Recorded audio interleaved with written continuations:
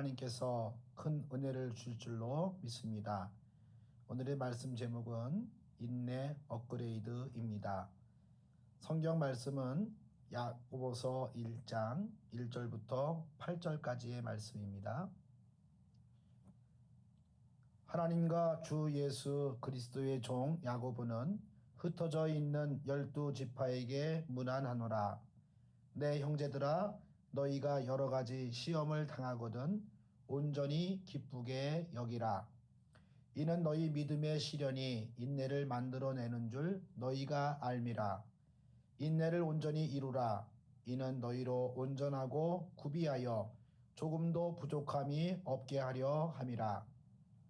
너희 중에 누구든지 지혜가 부족하거든 모든 사람에게 후히 주시고 꾸짖지 아니하시는 하나님께 구하라. 그리하면 주시리라. 오직 믿음으로 구하고 조금도 의심하지 말라. 의심하는 자는 마치 바람에 밀려 요동하는 바닷물결 같으니 이런 사람은 무엇이든지 주께 얻기를 생각하지 말라. 두 마음을 품어 모든 일에 정함이 없는 자로다. 로키 산맥에는 수목 한계선에 이르는 고지대 3,000m 이상 되는 곳에 무릎 꿇은 나무가 있습니다. 수목 한계선이란 풀도 나무도 자랄 수 없는 그러한 환경을 가리키고 있습니다.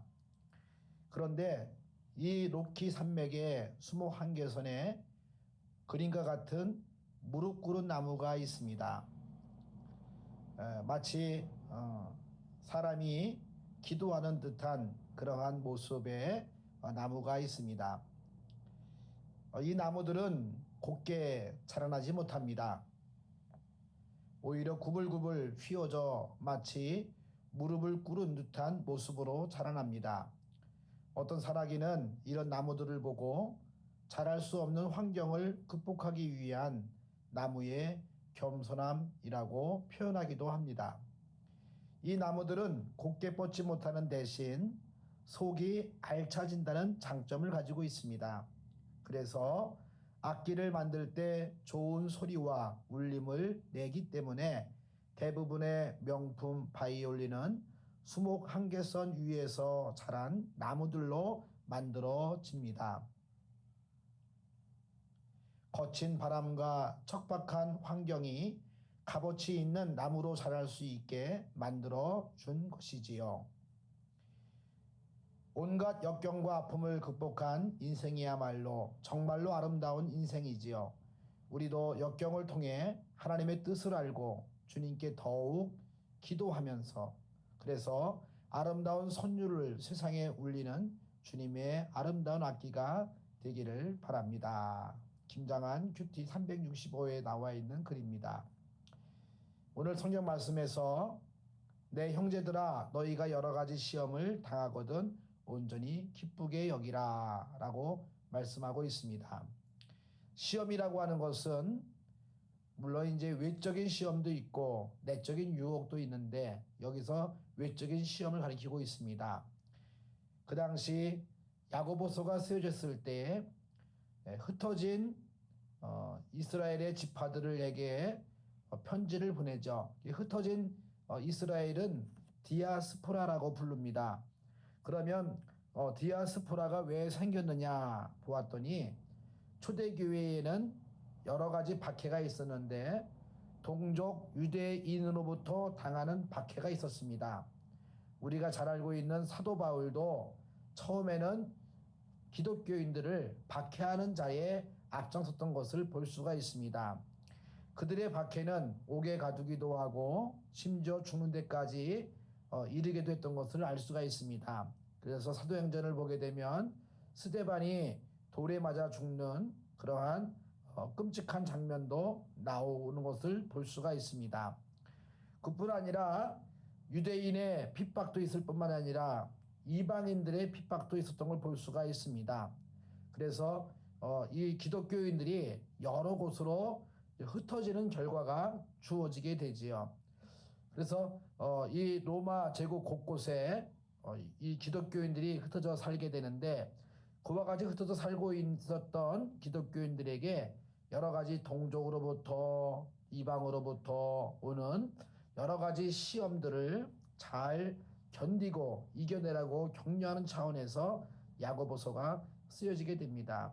흩어짐이라고 하는 것은 한데 뭉쳐 있을 때는 그래도 서로 의지가 되지만 흩어져 있으면은 목자와도 떨어지게 되고 성도와도 떨어지게 되고 고향과도 떨어지게 되고 친구와도 떨어지게 되는 이제 그러한 일이 발생하기 때문에 힘들고 어려움을 극복하기가 힘든 것을 볼 수가 있습니다. 그러한 가운데서도 시험을 잘 참고 이겨내는 것이 필요합니다.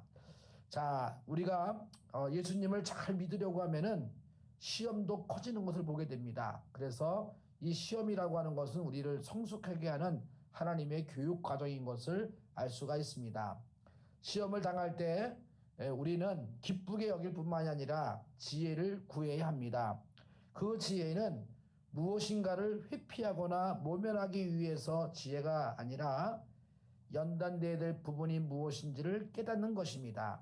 예를 들면 시험을 당하면서 하나님, 내가 헌신이 부족합니다. 내가 나를 버리는 것이 부족합니다. 또 나의 욕심, 탐심을 깨닫고 그것을 버리는 훈련을 함으로 말미암아 내가 성장하게 되기 때문에 큰 은혜가 임하게 되는 것입니다. 믿음의 시련은 우리의 인격 속에 있는 불순물들을 뽑아내기 위해서 하나님께서 주시는 시험이 되지요. 그래서 시험을 가리켜서 풀무불 같은 이 정금을 정제하는 그런 과정에 비유하는 것도 보게 됩니다. 불순물들이 사라지게 되고 순수한 믿음이 남게 되는, 순수한 신앙이 남게 하는 그와 같은 결과들이 주어지게 되는 것을 볼 수가 있습니다. 이 시험을 통과했을 때 우리에게 놀라운 복과 은혜가 찾아오게 되는 것을 알 수가 있습니다. 하나님은 여러 가지 상황이나 다른 사람을 움직이셔서 나를 성장시키기도 하고 그것을 도와서 고치게도 도와주십니다. 이런 과정을 통해서 하나님께서 원하시는 사람으로 나를 빚으시는 것을 볼 수가 있습니다. 시험 앞에서 기쁘게 여겨라. 지혜를 구하라. 인내를 온전히 이루라. 그리하면 하나님은 우리에게 좋은 것을 주시게 됩니다. 우리가 잘 알고 있는 요셉의 감옥에 있을 때의 삶이 있습니다. 그것을 시편 105편 19절부터 22절에서는 단련받는 요셉의 모습으로서 우리에게 소개해주고 있습니다. 17세에서 애굽으로 가서 30세의 총리가 되기까지 어떻게 보면 13년간의 기간이죠. 그동안에 여러 가지 시험, 시련 이런 고통들이 많았습니다. 그런데 그럴 때마다 요셉이 그 시험들을 기쁘게 여기고 또 하나님의 지혜를 구하고 끝까지 인내하는 가운데 좋은 결과들을 맺게 되는 것을 볼 수가 있지요. 그때의 관계된 말씀을 우리가 한번 읽어보도록 하겠습니다. 시편 105편 19절부터 22절까지에 있는 말씀, 감옥에서 단련받는 요셉의 모습을 어떻게 표현하고 있는지 살펴봅시다.